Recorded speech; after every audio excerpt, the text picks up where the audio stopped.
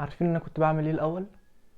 كنت بطبل وبعزف وبغني لإدارة الهلال ولاعيبة الهلال وجيسوس والجمهور، ولكن اقعد سنة ما اقدمش محتوى بسبب ان انا مش لاقي منافس للهلال، ارجع الاقيه بيخسر من النصر وبيخسر من الاتحاد وبيتعادل مع الاتفاق.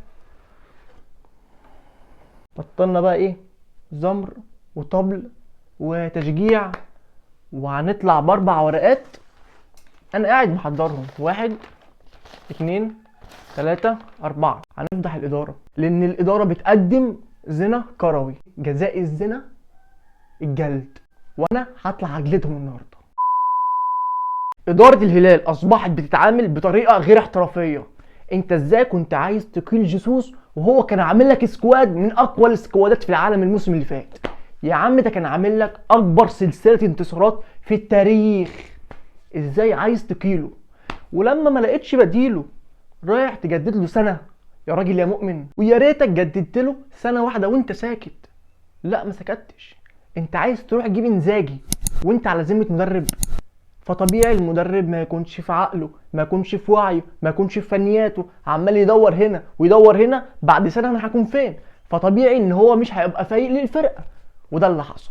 جيسوس الموسم الجاي لما هيمشي هيدرب منتخب البرازيل، والفيديو ده هيشهد عليا. انا عايزك تتخيل بس ان انت عندك مدير فني مش مركز معاه، وتعتبر انت من اقوى الفرق في الوطن العربي ان لم يكن اقواهم مقارنه بالاهلي المصري، ومش عايز يكون عندك مشاكل فنيه، مشاكل نفسيه، مشاكل في اوضه اللبس، مشاكل بدنيه، مشاكل قد كده.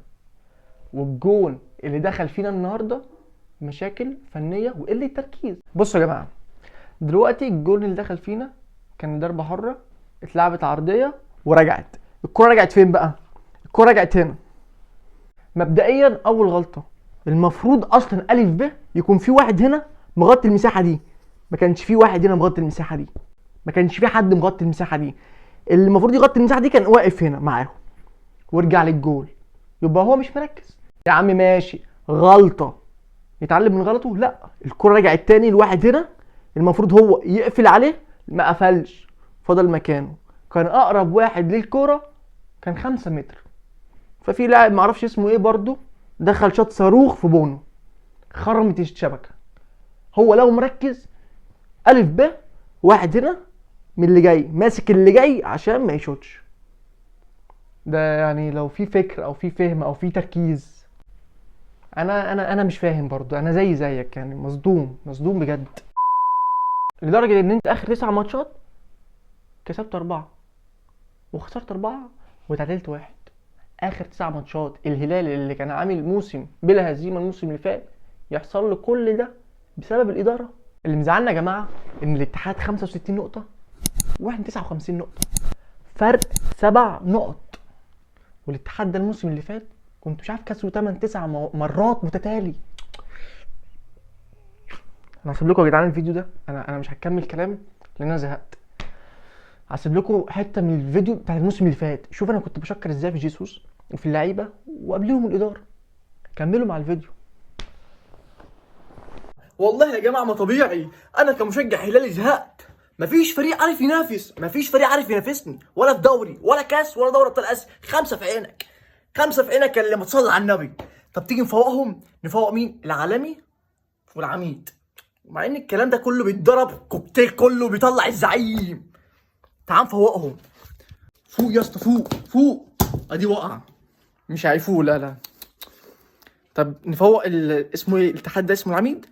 فوق يا عميد، فوق.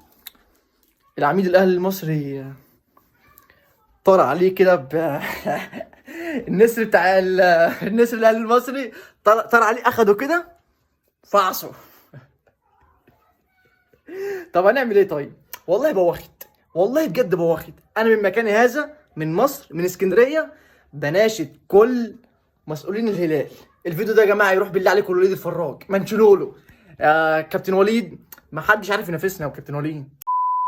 بس يا جماعه شوفوا كلامي بتاع الموسم اللي فات وشوفوا كلامي الموسم ده. انا محمود سعد كنت بقدم محتوى عن الهلال ولسه راجع، فاتمنى اي حد هلالي نصراوي اتحادي يعمل لايك وسبسكرايب وشير، لان الريتش عنده وقع، لان انا كنت قاعد بقالي فتره كبيره عشان ابدا اعمل فيديوهات تانية. سلام. واحنا راجعين يا اسطى، الزعيم يمرض ولا يموت. جيسوس وسالم هيخلطوا اي حد، والدوري لينا.